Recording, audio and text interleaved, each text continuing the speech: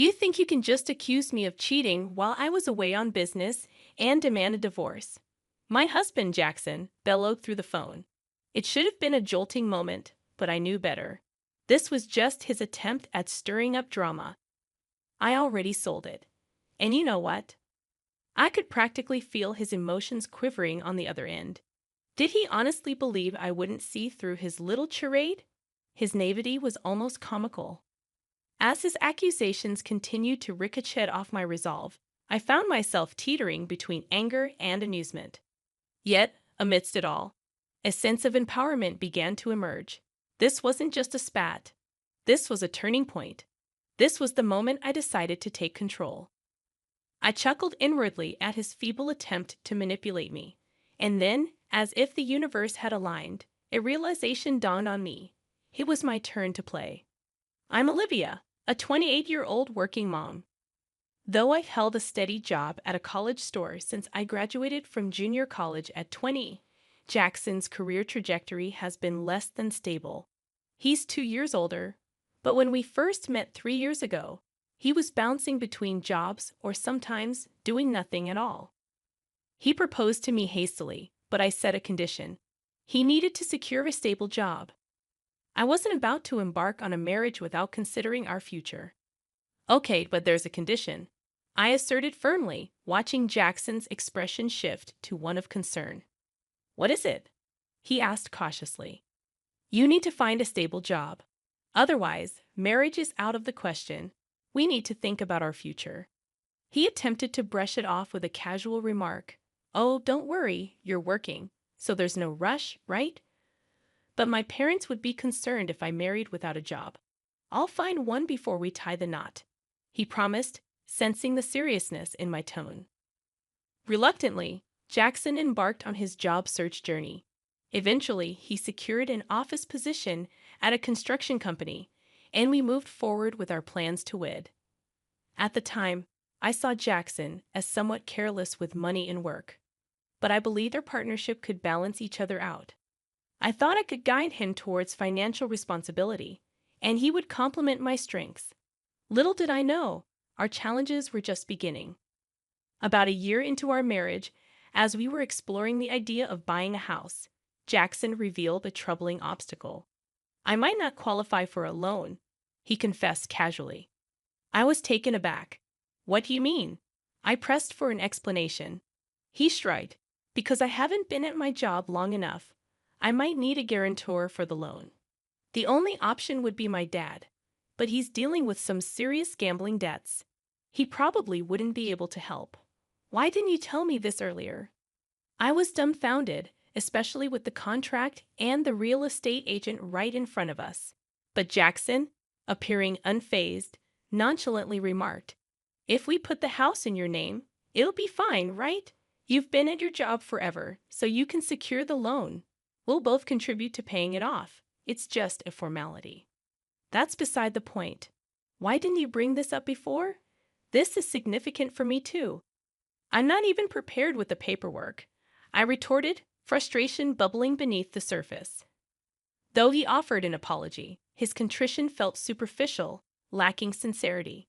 Despite my urge to protest further, faced with the already arranged contract and the presence of the agent, I decided against escalating the situation. Reluctantly, I hastily gathered the necessary documents, such as my income statement, for the loan application, and impulsively finalized the purchase under my name. Doubt not at me. Could I truly envision a future with this man? Perhaps I should have simply asserted, then we won't proceed, instead of hastily preparing the paperwork. My anxiety heightened with the looming issue of my in-laws. The other day, I had a conversation with Dad, Jackson began. He mentioned he might lose the house due to the debt I mentioned earlier, so he's considering moving in with us. Is that all right? What? Why would you even entertain that idea? I reacted swiftly, but Jackson merely shrugged it off. Well, he's facing difficulties. My brother is single, but he's working abroad. I'm the only one Dad can turn to. Shouldn't we seriously discuss this? Maybe he can stay temporarily until he finds a place, but committing to living with us permanently is a major decision. Jackson scowled. You just don't want him to stay, do you? If he moves in, we can divide the living expenses. You're always going on about money. You mean the money you never contribute? You promised we'd split the mortgage, but it's only coming out of my paycheck. You haven't given your share. In marriage, finances are shared. It's not just your money, it's ours. It's deducted from your account because the house is in your name. Stop being so self-centered, I exclaimed, frustration evident in my tone. But Jackson simply muttered, I hate discussing money, before storming out of the room. Such disputes became a regular occurrence. Every time, Jackson would brush off my concerns and eventually retreat. No resolution was ever reached. However, Jackson wasn't entirely inactive regarding his family's predicament. As part of his role in construction site administration, he frequently dealt with real estate contracts. He often consulted a specific agency on how to secure the best price for selling his family's home and the necessary procedures involved. I overheard these discussions repeatedly, finding solace in the fact that I wasn't alone in contemplating this matter. Yet the prospect of my in-laws moving in with us post-sale, as if it were a foregone conclusion, continued to unsettle me. Jackson began attending meetings with real estate agents and my in-laws without involving me, and he started spending more weekends away from home. Eventually, he embarked on a lengthy business trip lasting several months, necessitated by the distance of the construction site he was overseeing. It wasn't apparent to me then, but the seeds of our power struggle had already been sown.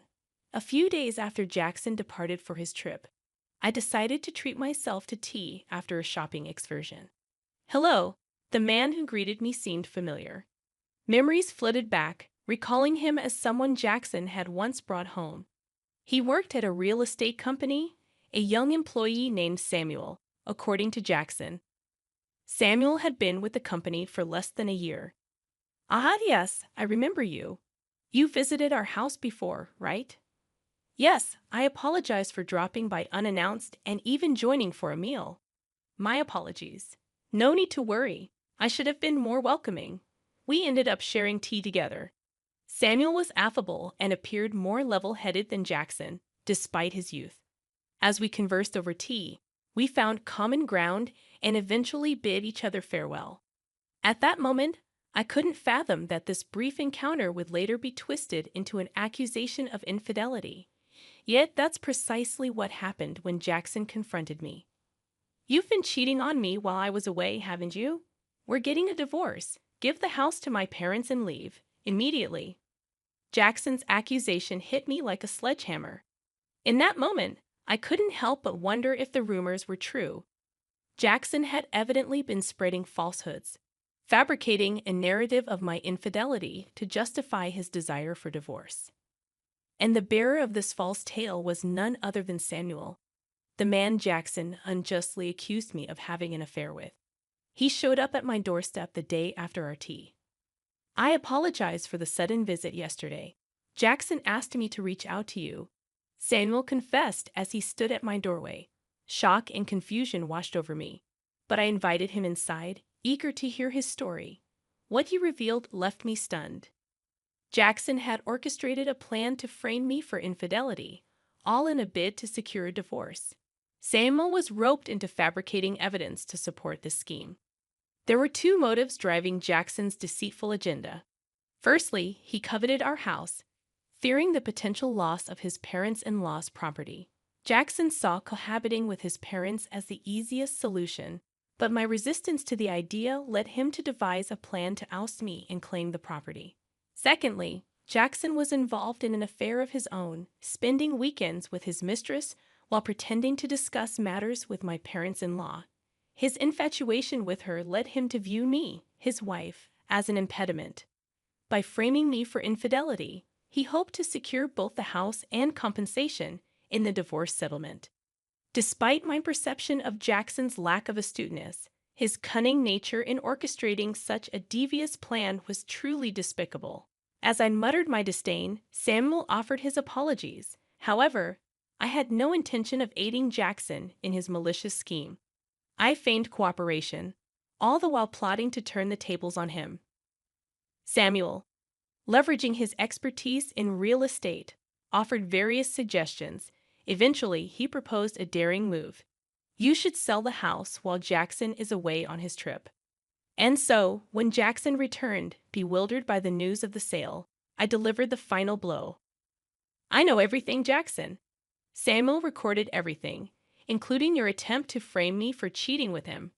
If we proceed with divorce, I can claim alimony and take you to court, I declared, relishing the shock that registered on Jackson's face. Why? Why? He stammered. But I wasn't finished. I had one last card to play. You might not have realized, but Samuel isn't just any new employee. He's the son of the company's CEO. I emphasized, incredulous at Jackson's obliviousness. Didn't you notice Samuel shares the same last name as the CEO?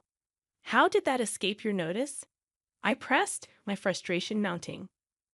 Well, Samuel's last name isn't exactly uncommon, Jackson attempted to rationalize. Are you serious right now? I couldn't believe his lack of awareness. Yes, I'm serious, Jackson replied, his shock palpable. The realization dawned on him slowly. Samuel's company was one of Jackson's most crucial clients, and they had played a significant role in handling his family's property matters. If news of this deceit reached the CEO, Jackson would undoubtedly find himself in hot water. In fact, Samuel had likely already reported the situation. Look, fine, I'll check it out. But if you're lying, I'll figure it out. Jackson relented before abruptly ending the call. It didn't take long for him to realize the gravity of his actions. Subsequently, the real estate company owned by Samuel's father refused to engage in any business dealings with Jackson or offer him advice regarding his family property. With my house sold, Jackson had no option but to return to his family home following his business trip. Fortunately, Samuel had assisted me in finding an affordable apartment, so I encountered no difficulties. As I initiated the divorce proceedings, Jackson persisted in reaching out to me. I'm sorry, Olivia. Please forgive me, he pleaded. It's too late for apologies now. You tried to manipulate me using someone else. Why should I believe anything you say? I countered. Don't say that. After our divorce, you can be with that other woman, right? That's what you wanted, isn't it? He suggested, attempting to deflect blame. Yeah, she had someone else she liked and dumped me. What a sorry tale. But just because of that, don't expect me to change my mind and come running back to you. I muttered as I ended the call with a heavy sigh. Despite not disclosing my current address to him in hopes of keeping him at bay, Jackson's incessant calls persisted. Each time he pleaded, please don't leave me. I'll change. I'll be a better husband. Yet I was weary of his hollow promises. Once the divorce is finalized, I'll delete his number, block him on WhatsApp, and sever ties completely. To make matters worse, even my mother-in-law reached out, begging, please, Olivia, we'll be lost without you. It's not me you wanted, it's the house, right? But there's no house left, I reminded her. It wasn't just about the house. We're not that heartless. Come back, and you'll understand, she implored. You wanted the money, didn't you? I shot back, frustration seeping into my voice. That's not true. You're being unfair. You attempted to coerce me into living with you, and when I refused, Jackson resorted to deceit to gain leverage in the divorce. I can't trust someone who resorts to such tactics, I asserted firmly. It's obvious you're only interested in money. I continued to rebuff their pleas. Then my father-in-law called, his tone dripping with arrogance. Isn't it your duty as a daughter-in-law to assist my wife a little? Are you seriously refusing? Isn't all of this a consequence of the debts you've accumulated? I countered, my resolve unwavering. In response, his voice on the phone grew so loud that it hurt my ears. You heartless woman. Abandoning your mother-in-law in her time of need and shifting blame onto her. I'll teach you a lesson, you wicked woman. With that, I ended the call, shaken but determined. Armed with the recorded audio, I sought counsel from my lawyer. As it transpired, my father-in-law's words constituted a threat. Armed with this evidence, I informed Jackson that I'd pursue legal action if he didn't agree to the divorce. In a panic, Jackson reluctantly consented to the divorce. Finally, I was free from the clutches of that outrageous family. After the divorce, Jackson's reputation at work suffered, leading to a loss of trust and diminished responsibilities. Additionally, the unresolved debt forced him to sell his family home at a steep discount. Now, he resides in a modest apartment with his parents, grappling with a reduced salary and the burden of supporting his family. To compound his challenges, he is obligated to pay me alimony. Learning about Jackson's struggles firsthand from Samuel, who remained a confidant, I discovered an opportunity to leverage my customer service skills from my previous role at a clothing store. Samuel, now working in the HR department of a real estate company, recommended me for a position that required strong communication abilities. After careful consideration and discussions with Samuel, I accepted the offer and transitioned to the real estate company. Throughout this transition, Samuel and I maintained our close bond, which eventually blossomed into a romantic relationship. After a year of dating, we tied the knot, and I became the spouse of the future company president. Jackson likely never envisioned that the two individuals he attempted to falsely accuse of infidelity would ultimately find love and marry each other. Now surrounded by my supportive new family, including my in-laws, I look forward to building a beautiful life together with Samuel.